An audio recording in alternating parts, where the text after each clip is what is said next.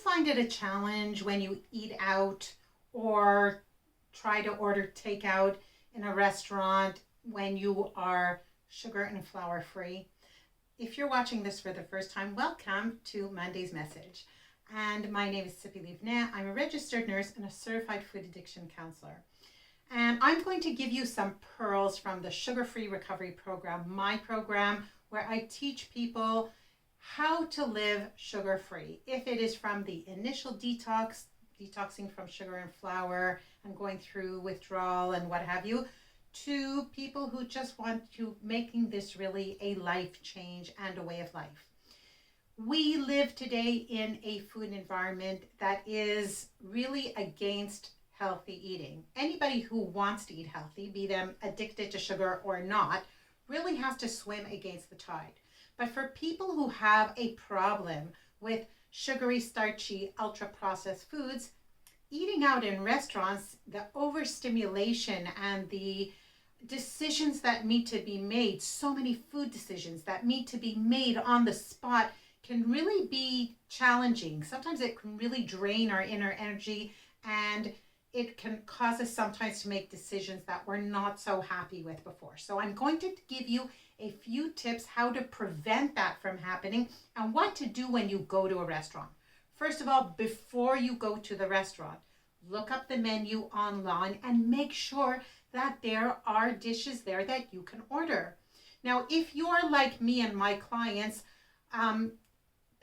I do just order foods that I know are not sweetened, that are not very sweet. I don't start looking to see if they've added 1 tablespoon of sugar to the cabbage salad, because I know that they usually do. I can handle small, minute amounts of sugar. Having said that, I want to know if there's things like starch and flours in like some of these dishes that, and sometimes if I don't feel like asking, I'm going to have to assume. So first of all, I look up the menu and make sure that there are dishes there that I know that are okay for me to eat.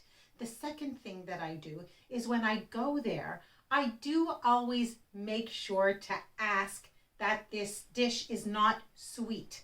And they will usually tell you yes or no. I never have any problem making the waiters a little bit crazy or just asking for my own kind of special requests. Like, can I have the salad, but can you leave out the tacos and maybe put in some extra mushrooms instead, or extra lettuce or something like that? I'll ask for things on the side if I don't want them in my dish. But another really important thing about eating at a restaurant is, for example, if you're eating with another friend who doesn't eat bread, or by yourself for sure, ask them not to bring the bread basket.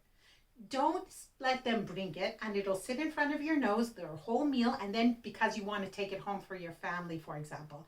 The visual stimulation and amount of mind energy that it takes to sit through a whole meal with this bread basket in front of your nose is really, really hard. And even if you do manage to do it, and then what happens is you get home and your husband says something that's like insulting or whatever, boom, you find yourself in the pantry, stuffing your face with something because you just couldn't handle it anymore.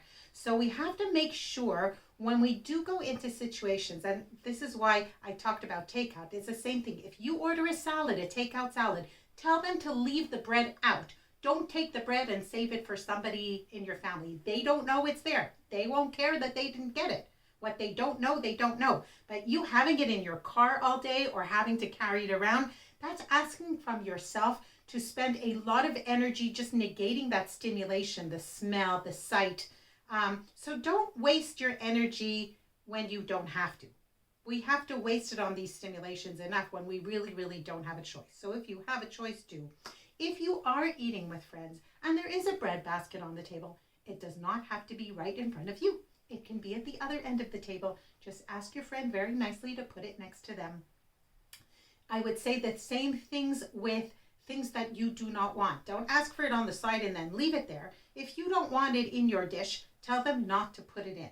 And the other thing that I want to recommend, if you are with a group of people, when they bring out the desserts, if you're with a group of people who are eating desserts, like this used to happen to me a lot when I worked in a pharmaceutical company, and we would go out for dinners, and like everybody orders dessert, and I don't eat the dessert.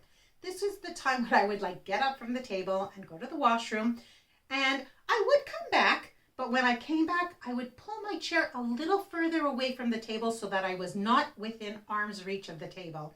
And that sent my brain a message, two messages. First of all, I broke that, it was like a little taking a break when they bring out the desserts and it's like that, wow, when everybody sees it. I wasn't there for that. It sort of breaks the chain a little bit about not having, again, this like overstimulation, watching everybody like think about, are they going to have it, and talking about their diets and how they're so guilty, but they're going to eat it anyway, and blah, blah, blah. That's the first thing. The second thing is when I sit a little bit further from the table, I'm sending my brain a message. I am done. I'm finished eating. Thank you very much. So these are things that really, really help. So let's go over the tips again. First, pre-check and make sure this is a restaurant that has dishes that you can eat at. Second, you look at the menu and see if there are any what's the word I'm looking for? Like special ways to change it, and don't worry about making the waiter crazy. Just give them a bigger tip at the end. They'll appreciate it very much. The third thing is, if you're not going to eat it, have them not bring it to you. Do not pack it up for later. Just don't bring it. If it has to be on the table for the other people who are eating, make sure that it's not right in front of you, that it's a little bit further at the other end of the table. And when dessert, if you're in a group of people where dessert is being served, when they first start serving it, get up for a minute or two just to break that chain. And then when you come to sit back down, sit a little bit further from the table. So and that last thing I'm going to remember, if you do start fantasizing about some like dish, like how wonderful it would be if you would have some, well, make sure you fantasize right to the end of that, right? Not just how it's going to feel in that first bite. How are you going to feel afterwards? Are you going to be able to feel in control of yourself? How are you going to feel when you're done with yourself? How are you going to feel the next morning? Because I can tell you that when I ate sugar and flour, I feel like crap for 2 or 3 days. So I know that that's the price I'm paying. And I make sure to remember that price that I'm going to have to pay if I have some. Because for me, there is no some. It's like none or a whole lot and no control, and then feeling like crap for 2 or 3 days. So remember your alternatives. And I would say that there are many kinds of restaurants, or certain kinds of restaurants, that I just don't go to anymore because I really don't have anything to eat there. Like in Israel, all the Chinese and Asian restaurants are like, every single thing is like jam-packed full of sugar. So I won't eat in those places. So I hope these tips have helped you.